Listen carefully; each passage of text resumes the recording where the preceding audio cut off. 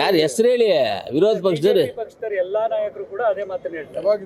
ಅಭಿವೃದ್ಧಿ ಆಗ್ತಾ ಇಲ್ಲ, ನೀವು ಗ್ಯಾರಂಟಿ ಯಾವಾಗ್ಲಿಂದ ಅನುಷ್ಠಾನ ಮಾಡಿದಿರಾ ಅವಾಗ್ಲಿಂದಲೇ ದುಡ್ಡೆಲ್ಲ ಅದಕ್ಕೆ ಹೋಗ್ತಾ ಇದೆ. ಯಾರು ಅಭಿವೃದ್ಧಿ ಮಾಡ್ತಾ ಇಲ್ಲ ಅಂತ ಯಾರು ಹೇಳ್ತಾ ಇದ್ರೆ ಅವ್ರನ್ನ ಕರ್ಕೊಂಡ್ಬನ್ನಿ ಕೋಲಾರಲ್ಲಿ ನಾವು ತೋರಿಸೋಣ, ವಿತ್ ಡಾಕ್ಯುಮೆಂಟ್ ಸಮೇತವಾಗಿ ನಾವು ತೋರಿಸೋಣ ಅಭಿವೃದ್ಧಿ ಏನಾಗ್ತಾ ಇದೆ ಹೆಂಗಾಗ್ತಾ ಇದೆ ಅಂತ. ಕೋಲಾರಲ್ಲಿ ಡಾಕ್ಯುಮೆಂಟ್ ಸಮೇತ ನಾವು ಕೋಲಾರಲ್ಲಿ ತೋರಿಸೋಣ. ಕರ್ಕೊಂಬನ್ನಿ ಅವ್ರನ್ನ ಯಾರು ಬರೋಕ್ಕೆ ಹೇಳಿ. ಕೋಲಾರ್ಗನ ಬಂದು ಈ ಅಭಿವೃದ್ಧಿ ಏನು ಟೆಂಡರ್ಗಳಾಗ್ತಾ ಇದೆ, ಯಾವ ವರ್ಕ್ಗಳಾಗ್ತಾ ಇದೆ ಏನು ಅನ್ನೋದನ್ನು ತೋರಿಸ್ತೀವಿ. ಅವ್ರು ಗ್ಯಾರಂಟಿಗಳದ್ದು ಬೇರೆ, ನಾವು ಎಕ್ಸ್ಟ್ರಾ ಕೊಟ್ಟಿರುವಂಥದ್ದು 2013 ನಮ್ಮ ಬಡ್ಜೆಟ್ ಇದ್ದಿದ್ದು 1.5 ಲಕ್ಷ ಕೋಟಿ. ಇವತ್ತು ನಮ್ಮ ಬಡ್ಜೆಟ್ ಇರೋದು 3 ಲಕ್ಷ ಕೋಟಿ. ಇನ್ಕ್ರೀಸ್ ಆಗಿದೆ ಇಲ್ವಾ? 1.5 ಲಕ್ಷ ಕೋಟಿ 2013 ಇದ್ದಿದ್ದು ಇವತ್ತು 3 ಲಕ್ಷ ಕೋಟಿಗೆ ಇನ್ಕ್ರೀಸ್ ಆಗಿದೆ ಇಲ್ವಾ? ಹೆಂಗೆ ಇನ್ಕ್ರೀಸ್ ಆಗಿಬಿಡ್ತು? ಕಾಸು ಪ್ರಿಂಟ್ಗಳು ಹೊಡ್ಕೊಂಡು ಮಾಡ್ತಾರೆ. ಇಲ್ಲಿ 3 ಲಕ್ಷ ದಾಟಿದೆ, 3 ಲಕ್ಷ ಇಟ್ಕೊಳ್ಳೋಣ, 3 ಲಕ್ಷ ದಾಟಿದೆ ಬಡ್ಜೆಟ್ ನಮ್ಮದು. ಹೆಂಗೆ ಇನ್ಕ್ರೀಸ್ ಆಗ್ತಾ ಇದೆಯೋ ಪಾಪ್ಯುಲೇಷನ್ ಹೆಂಗೆ ಇನ್ಕ್ರೀಸ್ ಆಗ್ತಾ ಇದೆ, ಅದೇ ರೀತಿಯಲ್ಲಿ ನಮ್ಮ ಬಡ್ಜೆಟ್ ಇನ್ಕ್ರೀಸ್ ಆಗ್ತಾ ಇದೆ, ಟ್ಯಾಕ್ಸ್ ಕಲೆಕ್ಷನ್ ಇನ್ಕ್ರೀಸ್ ಆಗ್ತಾ ಇದೆ. ಅದನ್ನು ನಾವಿವಾಗ ಗ್ಯಾರಂಟಿಗಳು ಕೊಟ್ಟಿರೋದಕ್ಕೂ ಅಭಿವೃದ್ಧಿ ಕುಂಠಿತಾಗಿರೋದಕ್ಕೂ ಸಂಬಂಧ ಏನಿದೆ? ಸಂಬಂಧ ಏನೂ ಇಲ್ಲ. ಅದಕ್ಕೂ ಇದಕ್ಕೂ ಅವ್ರು ಏನೋ ಮಾತಾಡ್ತಾವ್ರೆ, ಅದನ್ನೆಲ್ಲ ನೀವು ತಲೆನೇ ಕೆಡಿಸ್ಕೋಬೇಡಿ. ಸರ್, ಈಗ ಕೋಲಾರಲ್ಲಿ ಕಾಂಗ್ರೆಸ್ ಜಿಲ್ಲಾಧ್ಯಕ್ಷರು ಬದಲಾವಣೆಗೆ ಆಗ್ರಹ ಮಾಡ್ತಾ ಇದ್ದಾರೆ ಸರ್. ಮೊನ್ನೆ ಕೂಡ ಸರ್ವೆ ಮಾಡ್ಕೊಂಡು ಹೋಗಿದ್ದಾರೆ. ಅದು ಹೈಕಮಾಂಡ್, ಕಾಂಗ್ರೆಸ್ ನಮ್ಮ ಪಕ್ಷದ ಅಧ್ಯಕ್ಷರಾದ ಡಿ ಕೆ ಶಿವಕುಮಾರ್ ಸಾಹೇಬರು ತೀರ್ಮಾನ ತಗೊಳ್ತಾರೆ. ಇಲ್ಲಿ ಯಾರನ್ನೇ ಅಧ್ಯಕ್ಷರು ಮಾಡಬೇಕಂದ್ರೂ, ಕೋಲಾರ ಜಿಲ್ಲಾ ಕಾಂಗ್ರೆಸ್ ಅಧ್ಯಕ್ಷರು ಮಾಡಬೇಕಂದ್ರೂ ಎಲ್ಲ ಶಾಸಕರನ್ನು, ನಮ್ಮ ಡಿಫಿಟೆಡ್ ಶಾಸಕರನ್ನು ಎಲ್ಲರನ್ನು ಕೇಳ್ತಾರೆ. ಎಲ್ಲರ ಒಪಿನಿಯನ್ ಏನು ಬರುತ್ತೋ ಆ ಒಪಿನಿಯನ್ ಮೇಲೆ ಮಾಡ್ತಾರೆ. ಜಿಲ್ಲಾ ಪಂಚಾಯತ್ ಸಭೆ ಆಯಿತು. ಸಭೆ ಬಗ್ಗೆ ಏನು ಸರ್ ಒಪಿನಿಯನ್? ಯಾಕಂದ್ರೆ ಒಬ್ಬ ಅಧಿಕಾರಿನ ಟಾರ್ಗೆಟ್ ಮಾಡಿ ಮಾತಾಡ್ತಾ ಇದ್ರು ಅಂತ ಒಂದು ಸೈಡ್ ಮಾಮೂಲಿ ಅಧಿಕಾರಿಗಳನ್ನ ಟಾರ್ಗೆಟ್ ಮಾಡಿ ಮಾತಾಡೋದು ಅದು ಮಾಮೂಲಿ, ಅದು ಇದ್ದೇ ಇರ್ತದೆ, ಅದು ಮಾಡ್ತಾನೆ ಇರ್ತಾರೆ. ಮಾಡಬೇಕು ಅಂದರೆ ಬರ್ತಾರೆ, ಮಾಡ್ತಾರೆ, ಹೋಗ್ತಾ ಇರ್ತಾರೆ ಅಷ್ಟೇ. ಇದು ನಮ್ಮ ಕೋಲಾರ ಜಿಲ್ಲೆ ದೇವಮೂಲೆಯಲ್ಲಿರ್ತಕ್ಕಂಥ ಜಿಲ್ಲೆ. ಇದು ತುಂಬ ಒಳ್ಳೆ ವಾಸ್ತು ಪ್ರಕಾರವಾಗಿ ಚೆನ್ನಾಗಿದೆ. ಆಮೇಲೆ ಇವಾಗ ಈ ಕಡೆ ನೋಡಿ, ನಮಗೆ ಕುಬೇರ ಮೂಲೆ ಕಡೆ ಬೆಟ್ಟಗಳೆಲ್ಲ ಜಾಸ್ತಿ ಇದ್ದಾವೆ. ಈ ಡೌನ್ಗೆ ಬೆಟ್ಟಗಳಿಲ್ಲ ನಮಗೆ. ಅದು 100% ವಾಸ್ತು ನಮಗೆ. ಇದು ಆ ವಾಸ್ತು ಹಂಗಿದ್ದಾಗ ಇದೇನೋ ಎಲ್ಲೋ ಸ್ವಲ್ಪ ಎಡವಟ್ಟಾಗಿದೆ. ಅದು ಸ್ವಲ್ಪ ನೋಡಬೇಕು. ವಾಸ್ತು ಅವ್ರದ್ದು ಏನಾದರೂ ಕೇಳ್ಬಿಟ್ಟು ಅದನ್ನೇನು ಸರಿಪಡಿಸೋಕ್ಕೆ ಪ್ಲ್ಯಾನ್ ಮಾಡಬೇಕು.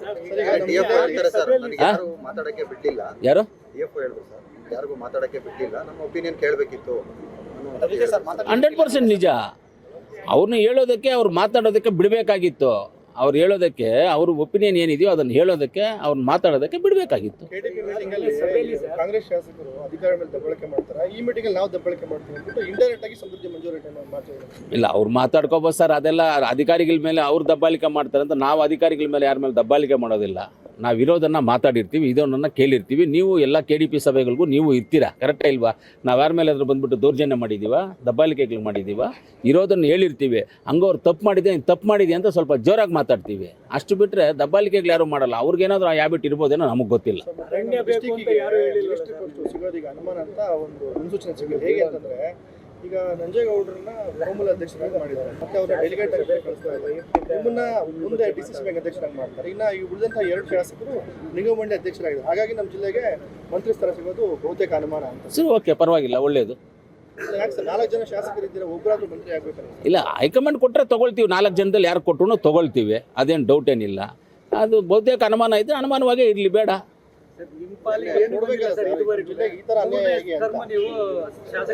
ಎರಡು ಅವಕಾಶ ವಂಚಿತ. ನಾನೇ MLA ಆಗ್ಲೂ ಲೆಕ್ಕ, ನಾವೇ ಗೆಲ್ಸಿದ್ದು, ನಾನೇ ಲೆಕ್ಕ.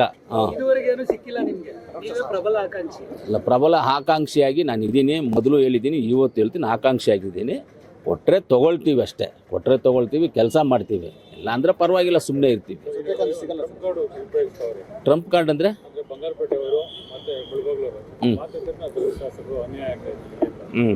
ಬಾಯ್ ಬಿಟ್ರೆ ಅದು ಯಾವ ಮೀಟಿಂಗ್ ಅಲ್ಲಿ ಹೋದ್ರು ಎಲ್ಲ ಸಬ್ಜೆಕ್ಟ್ ಆದ್ರೂ ಕೂಡ ಅವ್ರನ್ನ ದಲಿತ ಶಾಸಕರು ಅಂತ ಸರ್ಕಾರನ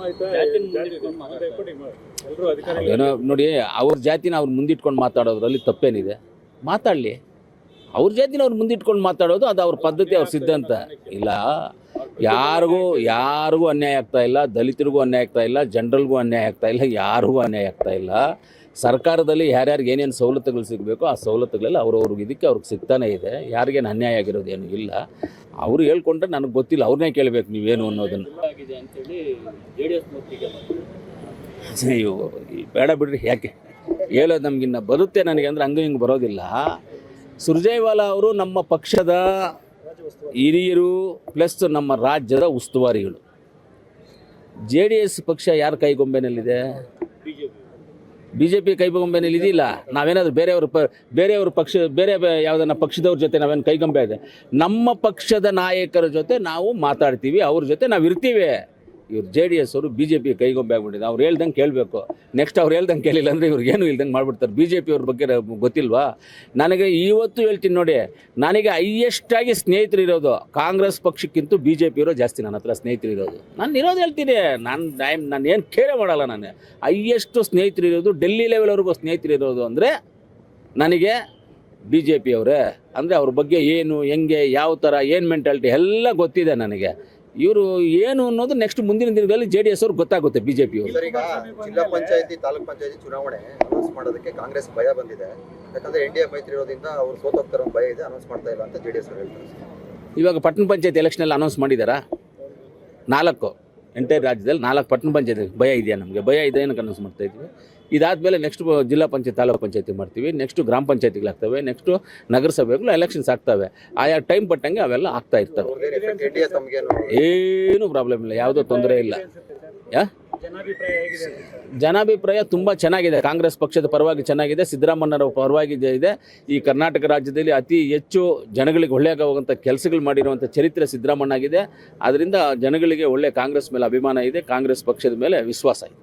JDS ಯುವ ನಾಯಕ ನಿಖಿಲ್ ಕುಮಾರಸ್ವಾಮಿ ಜಿಲ್ಲೆಗೆ ಬಂದವರು ತುಂಬಾ ಅಲರ್ಟ್ ಆಗಿದೆ ಸರ್. JDS ಅವರು ಸರ್ಕಾರ ದಮ್ಮು ತಾಕತ್ತಿದ್ರೆ ಸರ್ಕಾರ ಅಂತ ನಿಖಿಲ್ ಕುಮಾರಸ್ವಾಮಿ ಒಪ್ಪಂದದಲ್ಲಿ ಇಲ್ಲ, ನಮಗೆ ದಮ್ಮು ತಾಕತ್ತು ನಮಗೇನೂ ಇಲ್ಲ. ಅವ್ರಿಗೆಲ್ಲ ತಾಕತ್ತು, ಎಲ್ಲ ದಮ್ಮು ಎಲ್ಲ ಚೆನ್ನಾಗಿದೆ. ಅದಕ್ಕೆ ಮೂರು ಸಲ 3 ನಾಮ ಹಾಕಿದ್ದಾರೆ. ಇನ್ನು 4ನೇ ಸತಿ